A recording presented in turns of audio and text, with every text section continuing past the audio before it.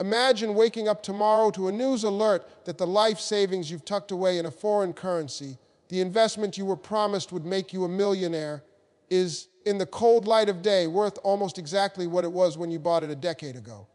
Now, imagine that this isn't a nightmare scenario for just one person, but for hundreds of thousands of people across the globe who have been captivated by a single, persistent, and profoundly expensive fantasy, the imminent revaluation of the Iraqi dinar. For years, the digital landscape has been flooded with a predictable cycle of rumors.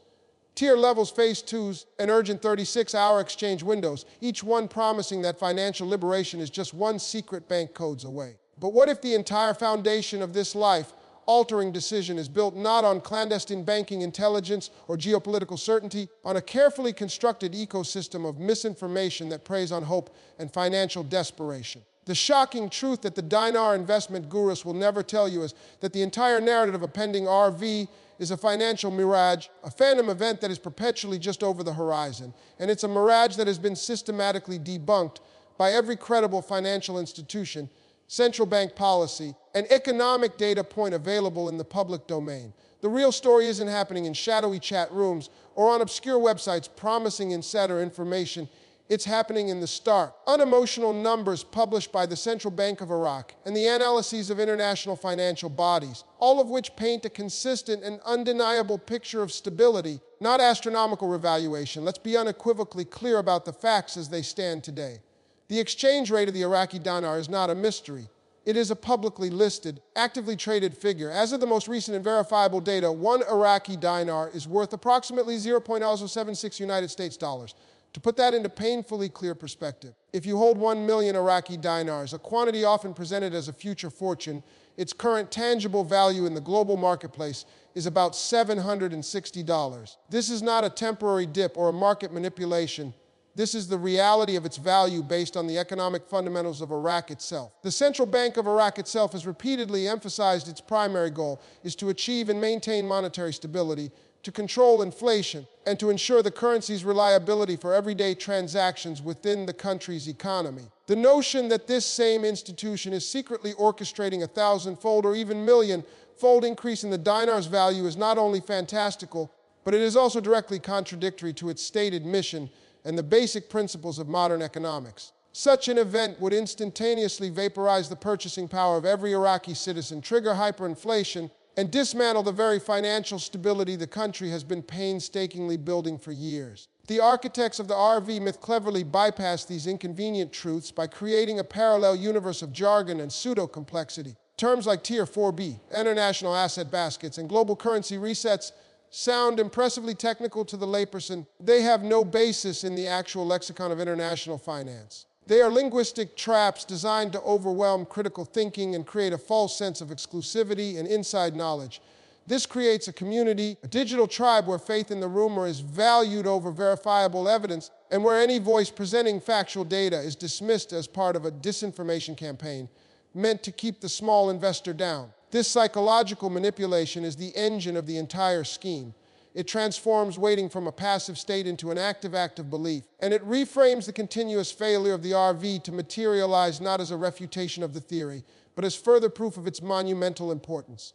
The longer you wait, the more you feel you have invested not just your money, but your identity and your hope, making it exponentially more difficult to walk away and admit you were misled. The painful reality is that the only wealth being generated from the Iraqi dinar speculation is the wealth flowing from the pockets of hopeful investors into the hands of the currency dealers, selling the dinars at massively inflated premiums and the Gulen subscription feast for the latest intel on an event that all available data confirms will never happen. So if the revaluation is a myth, a carefully crafted story sold to the hopeful, a logical and pressing question demands an answer. What is actually happening with the Iraqi dinar in the real world of economics and geopolitics? The true narrative, far from the secretive and explosive drama of the RV rumor mill, is one of gradual, complex, and often frustratingly slow progress rooted in the tangible rebuilding of a nation. The value of any national currency is not determined by the whispers of internet gurus, but by a concrete set of factors,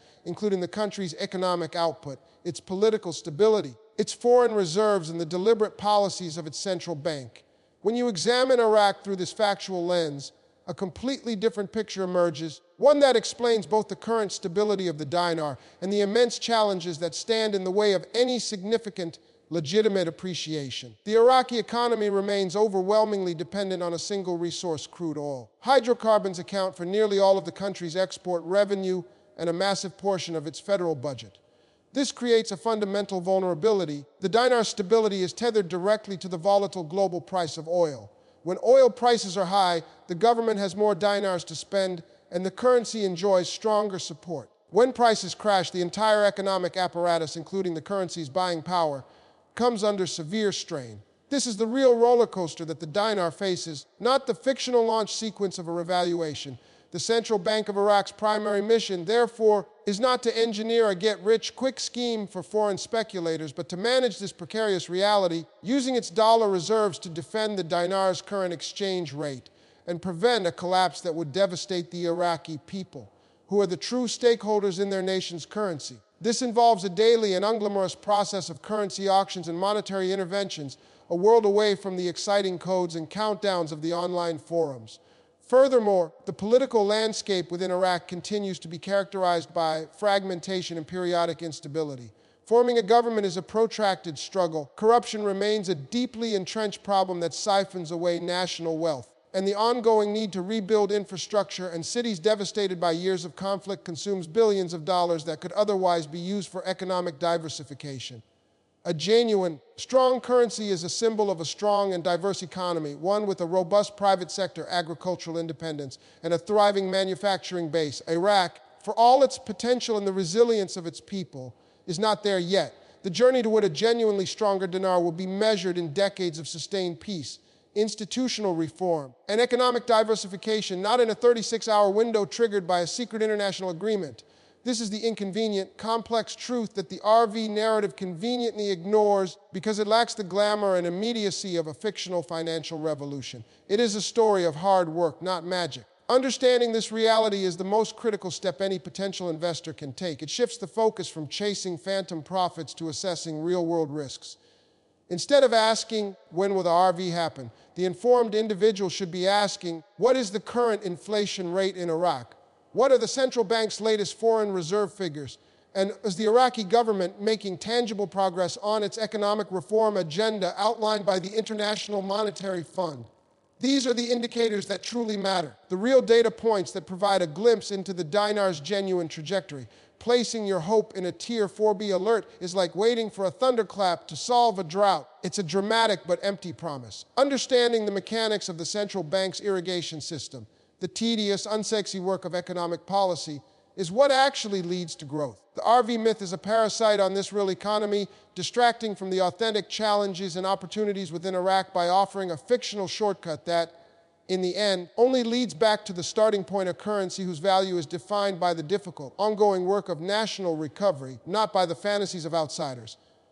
And so we arrive at the final and most important crossroads. Where do we go from here? If the promise of an RV is a financial fairy tale and the current reality is one of stability and gradual progress, what actions should you, as someone who has been following this story with hope and investment, actually take? The first and most crucial step is to perform a radical and honest audit of your information diet. Look at the sources of your news. Are you getting your financial intelligence from anonymous Telegram channels, YouTube videos with sensationalist thumbnails, and websites designed solely to discuss currency revaluation? Or are you consulting the published monetary policy statements from the Central Bank of Iraq, the economic reports from the International Monetary Fund, and the analyses from established financial news outlets that have no vested interest in selling you dinar? This is not a minor distinction. It is the fundamental difference between being informed and being misled. The former sources profit from your continued belief in the myth, creating a self-sustaining ecosystem where hope is the primary commodity. The latter sources provide unemotional data that describes the world as it is, not as we wish it to be. Breaking free from the rumor cycle requires the conscious decision to value verifiable truth over comforting fiction, no matter how disappointing that truth may initially seem. This empowerment through facts is your primary defense against future schemes of this nature. The next step is to conduct a clear-eyed assessment of your own financial position. If you are holding Iraqi dinar, you must accept its valuation not based on what a guru promised, but on its actual real-world exchange rate. That million dinar you hold is not a future fortune. It is an asset currently worth approximately $760. The critical question you must ask is whether this asset aligns with any rational investment strategy. Given its lack of liquidity, the difficulty in exchanging it outside of specific dealers, and its complete lack of dividend or interest payments, it fails the test of a sound investment for the vast majority of people. It is a speculative token, not a growing asset. Therefore, the most prudent financial decision for many may be to cut their losses. Consider selling the currency back to a dealer, even at a loss, and redeploying that capital into a legitimate, income-producing or growth-oriented investment. That loss premium can be reframed as the cost of a brutal but invaluable education in financial literacy, a lesson on the perils of chasing stories that are simply too good to be true. Finally, we must transform this experience from a source of shame into a tool for empowerment. Share this knowledge. If you are in online groups or forums, have the courage to calmly present the facts, the stable exchange rate, the central bank's policy of stability, and the warnings from financial regulators. You will likely be met with resistance, anger, and accusations of being a naysayer or disinformation agent. This is a predictable psychological response from a community built on a shared belief. For every 100 people who refuse to listen, there might be one who pauses, does their own research, and decides to protect their savings from a false hope. That is a profound act of kindness. Your journey with the dinar does not have to end in regret. It can be the beginning of a more skeptical, informed, and resilient approach to your entire financial life. It teaches you to question everything, to demand evidence over enthusiasm, and to understand that in the world of money, if you cannot clearly see how an investment generates value, it is most likely extracting value from you. The greatest call to action is not to subscribe for another secret update, but to awaken to the power of your own critical thinking.